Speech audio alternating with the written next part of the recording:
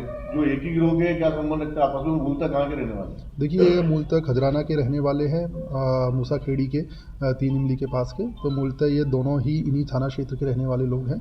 और इसके अंदर जो, जैसा कि मैंने बताया, जो 2 गैंग ऑपरेट कर रही थी, जो इनसे प्राइमा फेसाई हमने जब इन्वेस्टिगेशन किया तो 2 गैंग का होना पाया गया और उस गैंग के सभी सदस्यों को हमने पकड़ लिया। 4 फरार हैं अभी, जिनको भी हम कुछ ही समय में राउंड अप कर लेंगे।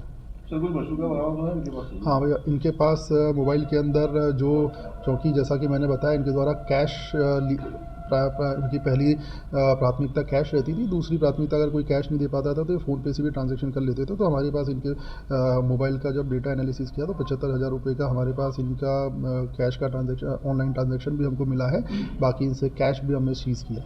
तो जो कियोस्क सेंटर है, जो एक ही है या अलग अलग तरह के जो सेंटर? फिलहाल नॉर्मली अभी इनका द्वारा एक ही कियोस्क सेंटर के विषय में बताया गया है।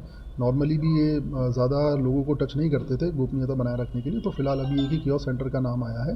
फर्दर विवेचना में और खाता है तो उनको भी डेफिनेटली, जैसा कि आप सबको पता ही है, हमारे द्वारा बैकवर्ड ट्रेसिंग करके सभी को आरोपी बनाया जाता है जो किसी ना किसी वे में क्राइम को सपोर्ट करते हैं या क्रिमिनल को शरण देते हैं। जैसे कि मैंने बताया, 75,000 का हमारे पास अभी ट्रांजैक्शन हमको मिला है उसके अंदर, अकाउंट के अंदर। और जैसे कि हमने सभी से अभी पूछा भी है, सभी डीसीपी से, कि और थानों वार भी कि आज़ाद नगर को कृपया संपर्क करें अगर आपके यहाँ पे ऐसा कोई भी फरियादी है या कोई आवेदन थाने पे किसी द्वारा दिया गया है तो। सर गैंग तक कैसे पहुंची थी? देखिए, काफ़ी लंबे समय से, जैसा कि मैंने आपको बताया, मीडिया के अंदर काफ़ी लंबे समय से कवर हो रहा था।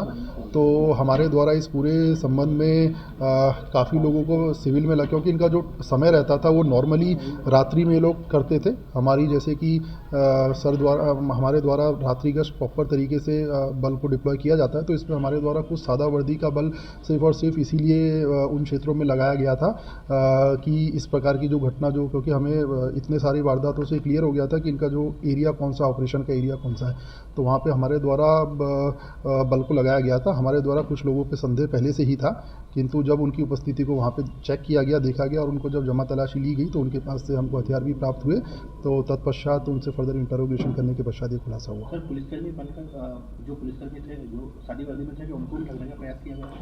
डेफिनेट नहीं। देखिए, मतलब हमारे द्वारा पुलिसकर्मियों को सादा वर्दी में इसलिए लगाया गया था क्योंकि जैसे कि मैंने बताया, हमको उनका स्पॉट क्लियर हो गया था कि बेसिकली कहाँ पे ऐसी वारदातें करते हैं। तो हमारे द्वारा पुलिस का जो 2-2 की टुकड़ी में खुफिया वालों को इस विषय में लगाया गया था उनके द्वारा। और इससे पहले भी, क्योंकि हमारा जो टेक्निकल एनालिसिस था, हमने टेक्निकल एनालिसिस के आधार पे कुछ लोगों को संदेही भी बनाया था इसमें, जो फरियादी आए थे। तो उसके आधार पर हमने जब टीम को डिप्लॉय किया तो इन लोगों की उपस्थिति हमको वहाँ प्राप्त हुई। उपस्थिति के पश्चात जब हमने इनको पकड़ के इनकी जमा तलाशी ली तो इनके पास हमको मोबाइल के अंदर काफ़ी ट्रांजैक्शन मिले अननोन लोगों के, जिसमें से जो हमारा एक फरियादी था आज़ाद नगर में, उसका ऐसा कहना था कि उसके द्वारा भी 10,000 रुपये का फ़ोनपे के थ्रू ट्रांजैक्शन किया गया था। तो उसमें साहिल नाम के एक व्यक्ति की उसमें एक ट्रांजैक्शन 10,000 का मिला, जिससे पुष्टि हुई कि ये लोग वही थे। साथ ही साथ इनके पास चाकू भी थे जो मोडस ऑपरेंडी से इस्तेमाल किया करते थे। तो इस प्रकार इनके खिलाफ कार्रवाई की गई है। For exclusive and insightful videos, subscribe to our new channel ABP Live Premium.